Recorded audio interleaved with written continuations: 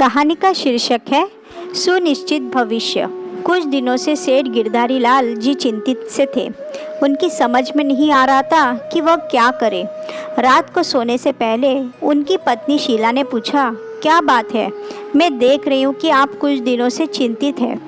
अपनी पत्नी की तरफ देखकर सेठ जी ने एक आह भरी और बोले, क्या बताऊँ, हमारे लाडले श्याम के बहकते कदमों को देखकर चिंता हो रही है। आजकल साहिबजादे काम पर कम और होटल और क्लबों में जाकर अय्याशी कर रहे हैं। अकाउंटेंट बता रहा था कि उसने 3 महीने में 10 लाख खर्च कर दिए हैं। जनाब से पूछा तो बोला, पापा बस खर्च हो गए।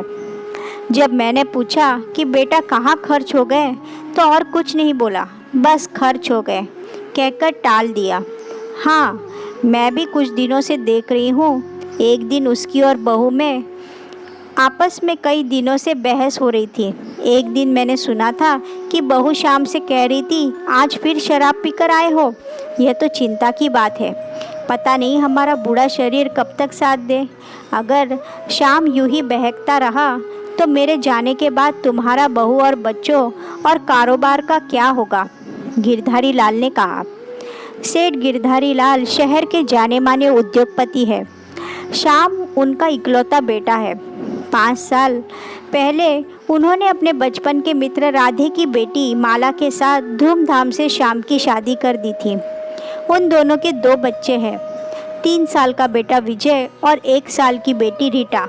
सब कुछ ठीक ठाक चल रहा था, पर पिछले 2 वर्षों से श्याम के व्यापार में रुचि कम होती देखकर और उसका यूँ अचानक दुकान से गायब रहना और कई बार देर रात घर आना उनकी चिंता बढ़ा रहा था।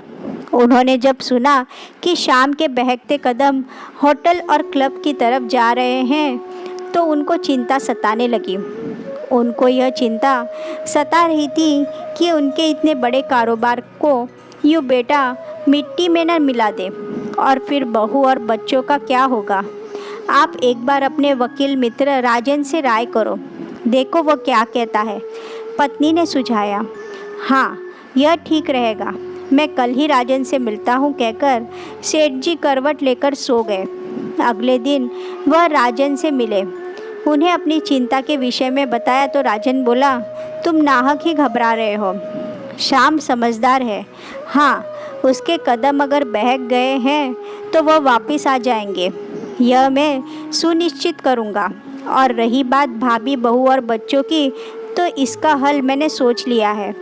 मैं एक ऐसी वसीयत तैयार करता हूँ जिसमें तुम्हारी और भाभी की सारी चल और अचल संपत्ति को देखरेख एक ट्रस्ट करेगी, जिससे परिवार के सब सदस्यों को उनकी ज़रूरतता के अनुसार हर महीने खर्च मिलेगा। बच्चों की पढ़ाई और शादी के लिए अलग से रकम रखी जाएगी, जिसे कोई भी ट्रस्ट की सहमति के बिना कोई छू नहीं सकेगा। तू जैसा ठीक समझे, सेठ जी ने सुनिश्चित होकर कहा। कुछ दिनों बाद ट्रस्ट बन गया और गिरधारी लाल और शीला की वसीयत भी। उधर राजन ने श्याम को समझाना शुरू किया। कुछ समय तो लगा, पर अंत में श्याम राह पर लौट आया। अब पहले ही भांति सारा परिवार फिर से सुख और शांति से रहने लगा। गिरधारी लाल और शीला भी भविष्य को लेकर चिंता मुक्त हो गए। बहू और बच्चों का भविष्य अब वसीयत के मुताबिक सुनिश्चित है।